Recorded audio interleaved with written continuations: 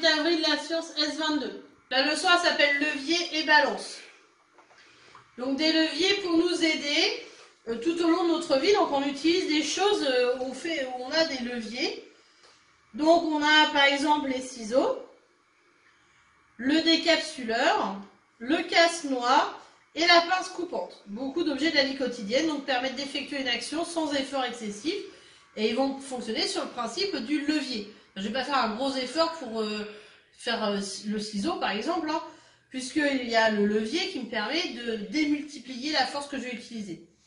Donc retrouve ces différents objets, sur ces différents objets, le pivot, donc qui est le point d'appui, l'endroit où est appliquée la force et l'endroit où on ressent l'effet.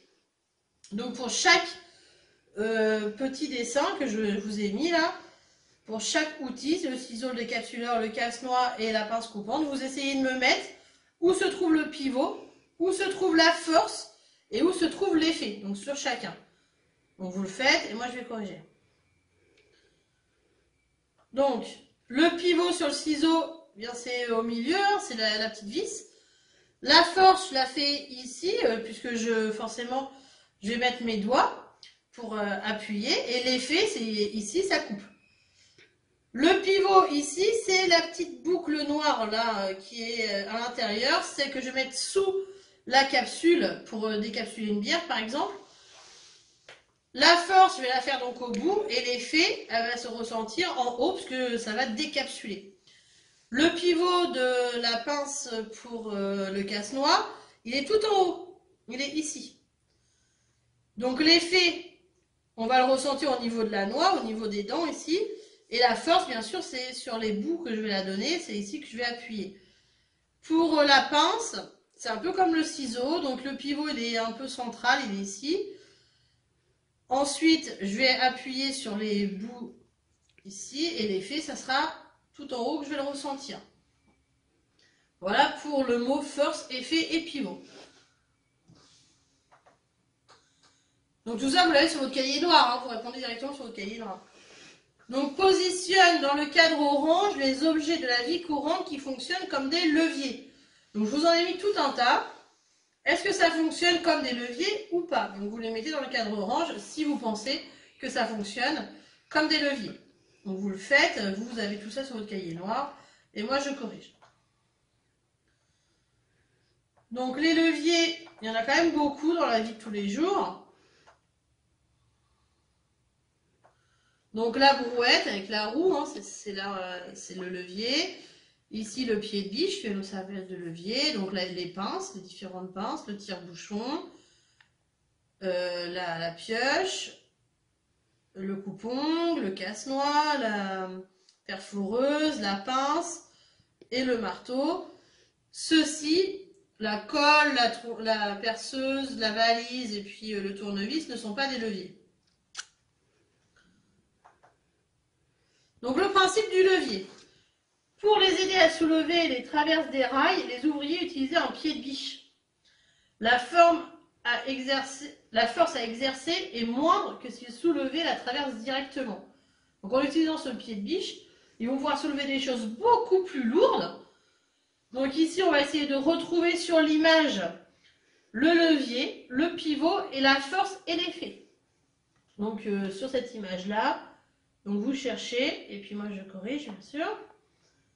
Donc sur l'image, on a le levier qui est la barre.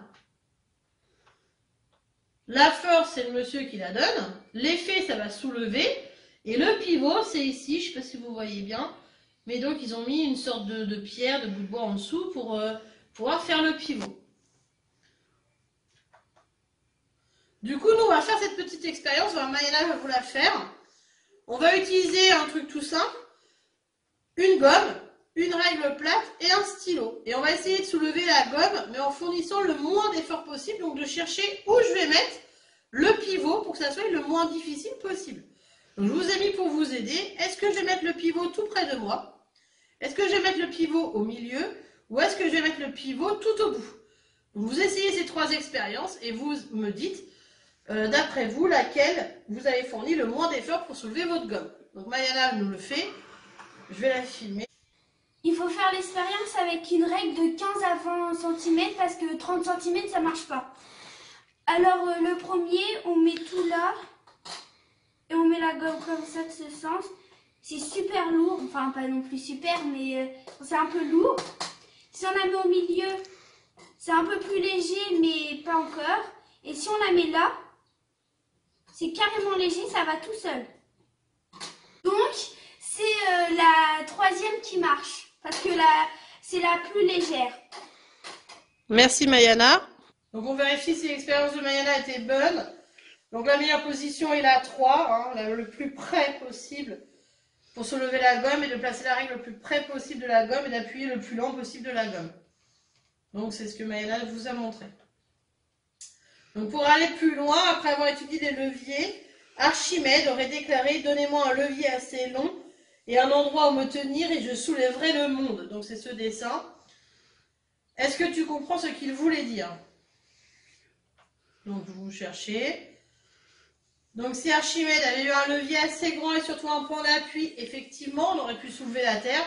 Mais bien sûr c'est impossible, hein, puisqu'on ne peut pas aller dans l'univers pour trouver un pivot et un grand bâton pour soulever la Terre. Donc la première partie de la leçon c'est celle-ci. Avec ce dessin qui est important, donc le levier, le pivot, la force qu'exerce le monsieur, et du coup la charge qui est levée, c'est l'effet. Donc un levier est une barre qui tourne autour d'un point d'appui qui s'appelle le pivot. Le levier permet de soulever sans trop d'effort une charge lourde, qu'il serait difficile de soulever avec notre seule force physique. Il permet donc de faciliter l'action à exécuter. Pour soulever un objet lourd, on a donc deux solutions. Exercer une grande force près de l'objet, ou exercer une plus petite force, mais en se plaçant à une plus grande distance de l'objet, donc du coup en utilisant ce fameux levier. On va donc continuer avec les balances.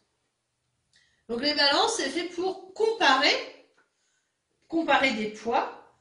Le principe donc de la balançoire, avec notre matériel gomme, règle et stylo, nous allons essayer de comprendre le principe de la balançoire. Nous allons essayer de soulever la gomme avec un taille-crayon de masse inférieure. Suivant la position qui va occuper sur le bras de la balançoire la petite masse, parviendra-t-elle ou non à soulever la grosse masse? Donc il faut trouver dans vos affaires un taille-crayon ou n'importe quoi qui est moins lourd que la gomme. Et donc à vous d'essayer. On va voir Mayana si elle y arrive. Pour cette expérience, il faut prendre une règle de 30 cm. Alors, le stylo, on le met à peu près à 12 cm ou un truc comme ça. Enfin, moi, je l'ai mis là et ça a marché. On met la gomme bien au bout et on laisse le taille-crayon et on le relève et ça marche. Est-ce que si tu le mets tout auprès de ton stylo, ça marche? Non, ça veut même pas, ça marche même pas parce Alors que... à quel moment ça va fonctionner? Plus on le met vers là, à la même hauteur que la gomme en fait, et plus ça marche. Parce que si on le met plus par là, ça marche pas. Ça marche. Oh, mon crayon il bouge. Et là, ça marche le mieux. Voilà. Donc plus c'est loin, plus ça fonctionne. Le stylo. Si par exemple le stylo on le met au milieu, et ben ça marche pas. Il faut vraiment le mettre. Et puis si on le met tout près de la gomme, ça marche même pas. On peut même pas, c'est tout. On peut même pas, la gomme elle est trop lourde. Donc du coup il faut mettre pas la moitié, mais vers 11-12 et ça marche. Ok, merci Mayana. Bon, voyons la correction. Donc là on a plusieurs expériences. Quand le décrayon est tout près, ça ne fonctionne pas, alors que quand il est loin, ça fonctionne. Donc c'était ce que Mayana vous a expliqué. Donc il faut mettre le poids inférieur le plus loin du point d'appui et le poids le plus lourd le plus près du poids d'appui. Comme ça fonctionne notre balance. Donc une des balances que l'on connaît bien, c'est celle-ci, c'est la balance Roberval. Donc il y en a une à l'école, on aurait fait des expériences, mais forcément, ici, avec ce plateau, cette aiguille et ce fléau, avec tout, voilà. Donc l'aiguille ici, celle qui bouge, c'est celle qui va être équilibrée pile au milieu pour que des deux côtés on ait le même poids. Dessus on a des plateaux et le fléau c'est la barre. La balance sert à comparer donc deux masses. Pour savoir combien pèse un objet, il faut réaliser l'équilibre des deux plateaux. Le fléau a deux bras égaux à l'équilibre, il est horizontal. Donc s'il n'y a rien dessus, il est à l'équilibre, il est horizontal. C'est le principe de cette balance. Donc on va s'amuser à équilibrer la balance avec le site suivant. Donc vous avez ce petit site où on s'amuse à faire la balance. Ce jeu, donc vous avez quelque chose qui est posé sur une des balances. Vous voyez, c'est la flèche, elle va vers là.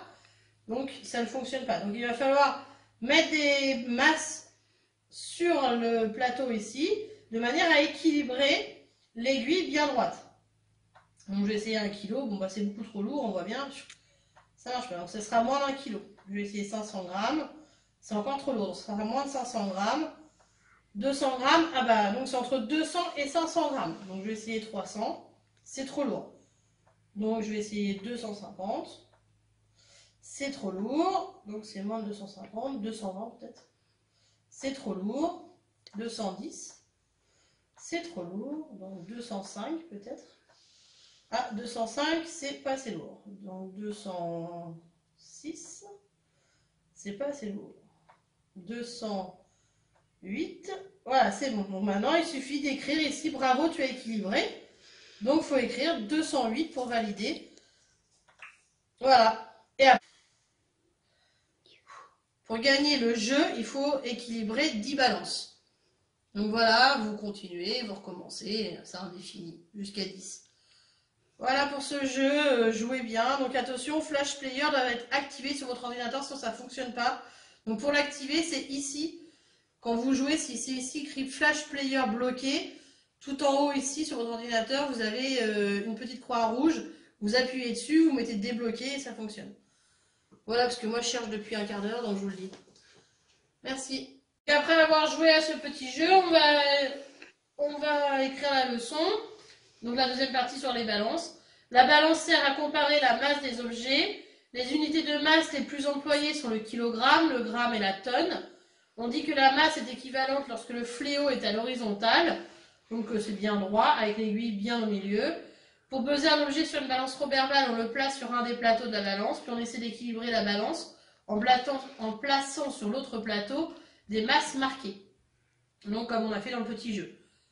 Voilà pour cette leçon S22.